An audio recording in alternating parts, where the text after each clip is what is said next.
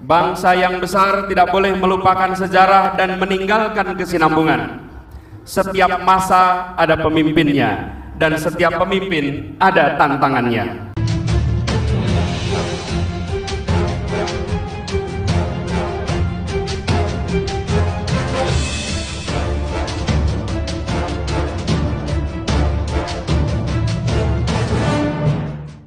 Alhamdulillah, kita panjatkan puji dan syukur kepada Allah Subhanahu wa taala. Di pagi yang teduh, di pagi yang suasananya memberikan perasaan kedamaian ini, kita diberikan kesehatan, diberikan kemudahan untuk bisa bersama-sama hadir di sini. Salawat dan salam kepada baginda Nabi besar Muhammad sallallahu alaihi wasallam. Alhamdulillah, senang sekali bisa berada di sini di antara ribuan kader PKS yang bara semangatnya begitu terasa menghangatkan suasana pagi ini. Semangat ini mengingatkan kita semua pada suasana hampir 20 tahun yang lalu menjelang Pilpres 2004. Apakah masih ingat? Di tahun itu, tahun 2004, PKS adalah partai yang pertama kali bergabung dalam koalisi untuk mencalonkan Bapak Susilo Bambang Yudhoyono menjadi Presiden RI 2004. Dan apa hasilnya? Kemenangan. Apa yang terjadi sesudah kemenangan itu? Perbaikan dan perubahan. Semangat 2004 itu terasa pada 7 tahun yang lalu. Di akhir 2016, saat PKS memberikan mandat kepada kami sebagai calon gubernur di DKI Jakarta, menjadi babak baru perjalanan kami bersama PKS. Kebersamaan yang dipupuk melalui perjuangan hingga mengakar dalam dan bertumbuh tinggi. Perjuangan kita saat itu seakan seperti Daud melawan Talut, yang kecil melawan yang raksasa. Dihadapkan dengan angka-angka survei saat itu, kader-kader PKS bukannya ciut, justru malah semangatnya berlipat ganda. Alhamdulillah, perjuangan besar saat itu kembali menghasilkan kemenangan. Saat itu kita semua bersama-sama, PKS membuktikan bahwa kemenangan bukan soal logistik, bukan soal kekuasaan semata, tapi ini soal kerja keras, kerja cerdas, kerja tuntas. Dan alhamdulillah Allah berikan pertolongan pada kemenangan pada kita semua. Selama 5 tahun perjalanan mengemban amanah di DKI Jakarta, PKS selalu mendampingi, selalu mendukung, selalu mengawal erat usaha. Dan alhamdulillah keberhasilan kita semua bekerja telah membawa perubahan di Jakarta, memastikan Jakarta bangkit melewati masa pandemi, bangkit melewati berbagai krisis lain yang silih berganti, dan mendorong munculnya karya-karya dan kebijakan-kebijakan yang mendobrak dan menerobos kejumudan.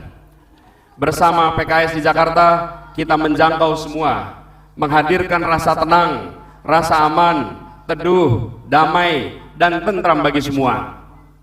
Bersama PKS di Jakarta, kita telah berhasil biidznillah menghadirkan perubahan, menghadirkan kemajuan, menghadirkan keadilan bagi semua di Jakarta.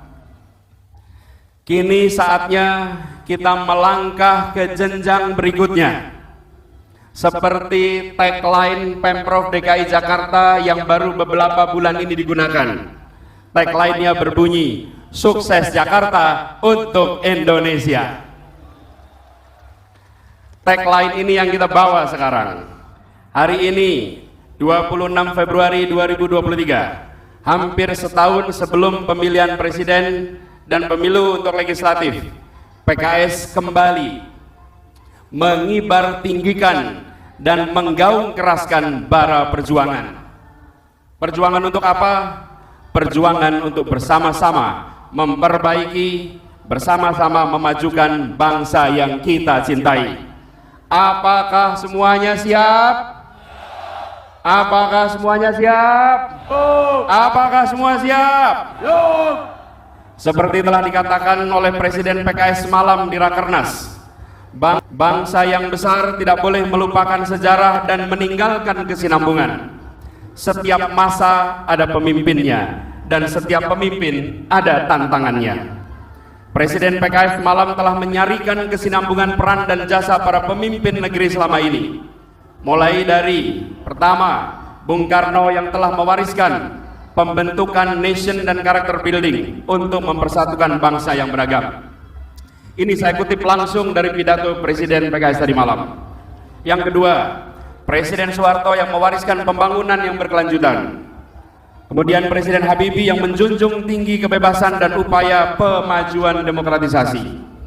Lalu Presiden Kiai Haji Abdurrahman Wahid atau Gus Dur yang meneguhkan nilai-nilai keberagaman dan toleransi. Lalu Presiden Megawati yang menjadi simbol bahwa perempuan juga memiliki hak dan kesempatan yang sama untuk menjadi pemimpin di negeri ini. Lalu kemudian Presiden SBY yang mampu menghadirkan stabilitas nasional dan memajukan demokrasi. Serta Presiden Jokowi yang telah melakukan percepatan pembangunan infrastruktur di berbagai pelosok negeri. Ke depan, tugas dan tantangan kita untuk melengkapi, meluruskan dan memperkuat pembangunan bangsa, terutama di bidang pertumbuhan ekonomi kerakyatan, supremasi hukum, penguatan demokrasi, pemerataan kesejahteraan, serta menghadirkan keadilan sosial.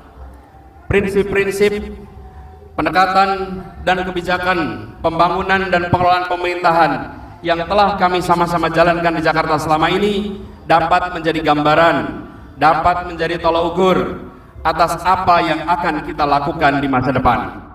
Oleh karena itu, sering kami katakan, bila ingin melihat apa yang akan dilakukan seseorang ke depan, maka lihatlah rekam jejaknya, karena rekam jejaknya adalah prediktor terbaik untuk masa depan. Untuk itu saya sampaikan lagi kepada kita semua yang mendukung jalan perjuangan ini. Dalam kerja ke depan, kita tidak perlu membuat hoaks, kita tidak perlu memaki-maki mereka yang menyerang, kita tidak perlu mengarang-ngarang, dan kita juga tidak perlu melebih-lebihkan capaian. Kenapa? Karena kita percaya diri dengan rekam jejak, kita percaya diri dengan rekam karya, kita percaya diri dengan rekam gagasan yang ada selama ini. Sebarkan dan sampaikan itu semua dengan santun, dengan merangkul, dan dengan menginspirasi. Orang yang percaya diri dengan apa yang dimiliki tak akan terprovokasi dan akan goyah dengan serangan dan usaha merendahkan pihak lain. Itulah kita. Bisa? Sanggup? Politik kita adalah politik keadilan dan persatuan. Keistimewaan Indonesia bukan sekedar terletak pada keragamannya. Ada banyak bangsa lain, ada banyak negara lain yang lebih beragam dari Indonesia, baik jumlah suku maupun bahasa. Tapi yang istimewa dari Indonesia kita, di dalam keragaman itu ada persatuan. Seperti sebuah persenyawaan, hidrogen dan oksigen membentuk senyawa baru namanya air. Air bukan hidrogen dan air bukan oksigen, tetapi dalam air ada hidrogen, dalam air ada oksigen, dan air adalah persenyawaan dari keduanya. Seringkali kita berfokus hanya membicarakan unsur-unsur pembentuknya dan melupakan persenyawaannya. Indonesia adalah hasil persenyawaan unsur-unsur yang begitu banyak yang ada di bangsa ini. Dan persatuan itu mustahil terwujud tanpa hadirnya keadilan sosial. Tujuan pamungkas dari Pancasila, yaitu poin pertama pada janji kemerdekaan, adalah keadilan sosial bagi seluruh rakyat Indonesia. Adil itu bukan hanya negara melindungi minoritas dan bukan hanya mengakomodasi mayoritas, tapi negara hadir dan melindungi semuanya. Adil itu bukan hanya mengangkat yang kecil saja atau menguntungkan yang besar saja, tapi negara hadir untuk semua, membesarkan yang kecil tanpa mengecilkan yang besar. Dengan hadirnya keadilan bagi semua, maka hadir pula kedamaian dan kesejahteraan untuk semua. Inilah yang kita perjuangkan bersama. Setelah 5 tahun bersama dengan PKS di Jakarta, kini telah hadirkan semangat Jakarta maju bersama. Mari kita melangkah ke perjuangan berikutnya. Bila 5 tahun kemarin kita mengerjakan Jakarta Maju Bersama, maka insya Allah di hari-hari ke depan, di tahun-tahun ke depan, kita akan mengajukan Indonesia Maju Bersama. Maju negaranya, bahagia rakyatnya. Siap bekerja keras bersama?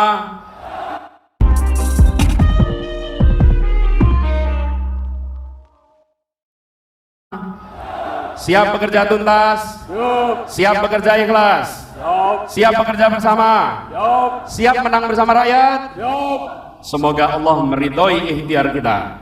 Semoga Allah memudahkan ikhtiar kita. Semoga Allah memantaskan kita semua untuk mengemban amanat perjuangan untuk Indonesia masa depan, untuk kemajuan, untuk kebahagiaan, dan untuk mendapatkan ridho dari Allah. Keadilan adalah mimpi setiap insan. Sejahtera adalah muara perjuangan. Bersama PKS kita bergandengan tangan, menang bersama rakyat, tuntaskan tujuan. Terima kasih atas perhatiannya. Wallahu muwaffiq ila aqwamit thoriq. Assalamualaikum warahmatullahi wabarakatuh.